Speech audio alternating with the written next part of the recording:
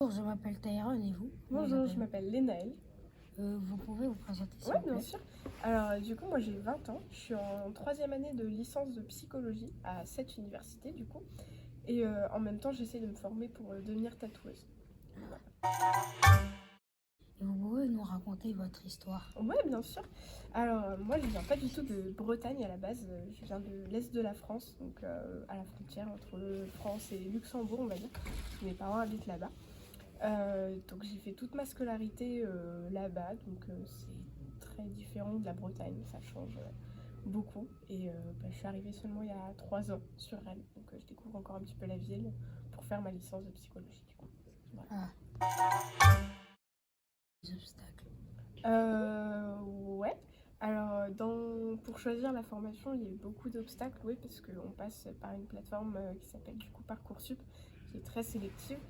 Donc c'est compliqué de prouver ses chances, surtout qu'on n'a pas affaire à un vrai jury. En fait, c'est vraiment tout par internet, donc c'est très inégal pour les différents étudiants. Et sinon, il y a eu différents obstacles dans ma scolarité, que ce soit de la primaire au lycée, euh, qui se sont créés notamment parce que je suis une femme et du coup il y a beaucoup d'inégalités face aux hommes, et donc il faut toujours prouver sa valeur, prouver ce qu'on vaut dans ce monde, et c'est un peu compliqué. Voilà. Dépasser ces obstacles. Je les ai dépassés grâce au fait de rencontrer plein de gens dans mon université, notamment qui se battent pour ces droits, que ce soit les droits de la femme ou même des droits pour les différentes ethnies, différentes cultures, les différentes religions, pour qu'on soit du coup tous égaux, pour limiter les discriminations, les inégalités.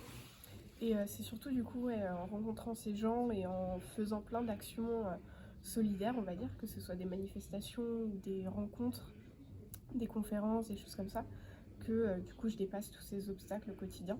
Je sais que c'est encore sur la voie et que je vais sûrement devoir me battre contre ces inégalités toute ma vie, mais du coup c'est un processus qui est très long. Mais j'en ai pris conscience vraiment quand j'avais un peu 17-18 ans, en arrivant à la fac justement, et en me détachant de mes parents et en me rendant compte que être indépendante, c'est faire face à plein de difficultés, que ce soit des difficultés sociales, économiques ou liées au fait que je sois une femme différente des hommes, etc. D'accord. Et tu penses que tu étais de quel côté de l'inégalité des chances? Moi, les inégalités des chances, ça m'a surtout touchée au niveau de la différence entre les hommes et les femmes, parce que ça s'est beaucoup ressenti dans mon cursus scolaire. Parce qu'on sent tout de suite qu'on n'a pas la même valeur que les hommes, que ce soit dans les dossiers pour les universités ou même devant un jury quand il faut passer au baccalauréat ou au brevet, etc. Donc c'est des inégalités qu'il faut beaucoup creuser et qui sont compliquées à déraciner, on va dire. Mais du coup, voilà, j'ai pas trop connu les autres inégalités des chances, notamment les inégalités liées à la différence de culture, différence de religion ou quoi que ce soit. Mais il y a aussi les inégalités liées à la classe sociale. Parce que du coup, je viens d'un milieu qui est moyen, on va dire. Et je vois qu'il y a vraiment des inégalités entre les personnes qui ont des revenus beaucoup plus grands, on va dire. Et moi, notamment dans la vie étudiante où le coût de la vie est très cher et c'est compliqué de vivre et de se faire plaisir tous les mois, quoi. D'accord. Cette expérience se manifeste dans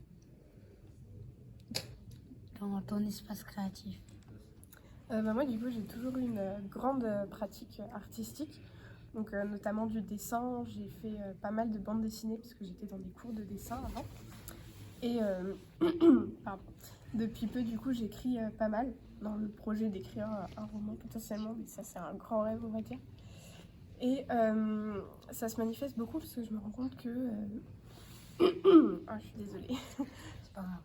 Que notamment dans l'écriture ou la création de personnages pour la bande dessinée, je me suis rendu compte qu'on n'essayait pas de créer des personnages qui sont, on va dire, top level dès le niveau 1 et qui ont tous les revenus possibles, toutes les compétences, etc.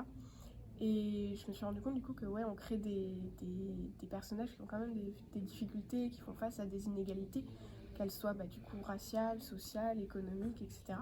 Et qui du coup développent des compétences ou font différentes actions pour pallier à ces inégalités. Et du coup, j'essaye vraiment de créer des personnages du coup, qui mettent en avant leurs qualités, même leurs défauts, parce que ça peut être utile des fois dans la vie, pour pallier à ces inégalités du coup. D'accord. Merci de nous avoir écoutés. Pas de soucis. Au revoir. Au revoir. Au revoir.